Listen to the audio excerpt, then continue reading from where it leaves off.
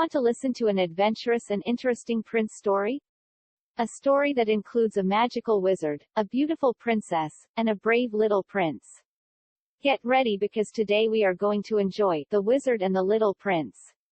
A big day was coming for a shy, little prince, a big day indeed that left him nervous and tense. He said in the mirror, "Will you marry me?" But his lisp was still there. Oh, how could this be? I practice all day, the prince said to himself.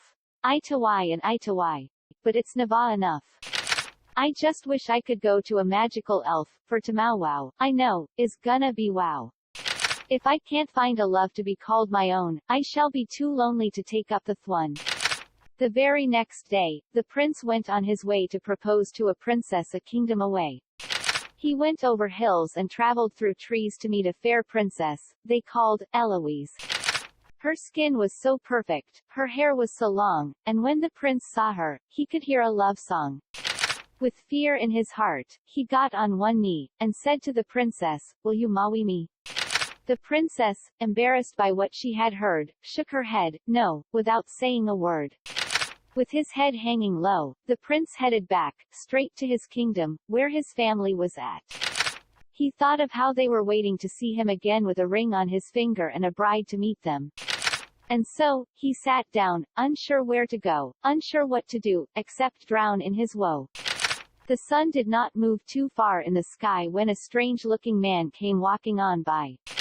He looked the prince over with wild bug eyes, and then he said, "Son, what is with all your cries?" The prince told the man of his worries and woes, and then the man laughed and stuck up his nose. A lisp does not matter when it comes to true love. That's too small of a worry when two souls fit like a glove. But if you want help with this problem you see, I can help out, but it won't be for free. The prince smiled wide as he said, "Okay. As long as you can help me out on this dewy day. My family expects me home by tonight, so I'm needing a wife while there's still sunlight." "No problem," the strange man said with a wink. "Just go to the creek where the water runs cold. Then, from a shell, you shall take a big drink. Then your speech will be clear and completely controlled." The prince wasn't sure how this could be true, but he didn't have anything better to do. So, he shook the man's hand and let out a sigh, and said, "Thank you, good sir. I'll give it a try." Down by the creek the prince found a shell, then scooped up some water where minnows would dwell. The prince took a drink from that cold, little creek, then he closed his eyes and began to speak. "With all the love in my heart, will you marry me?" The prince's eyes widened, his voice was clear as could be.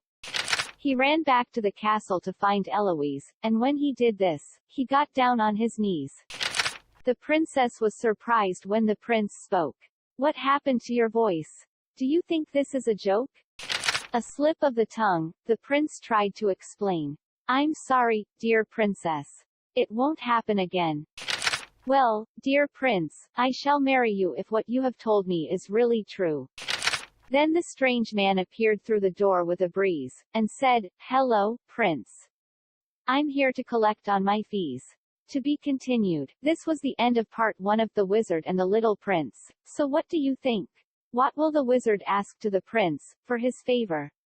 Comment your answer below. If you want to read this book again freely, then I have linked it in the comments.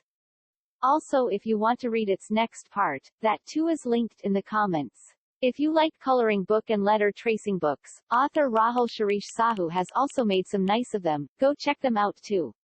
Please subscribe to this page. See you soon.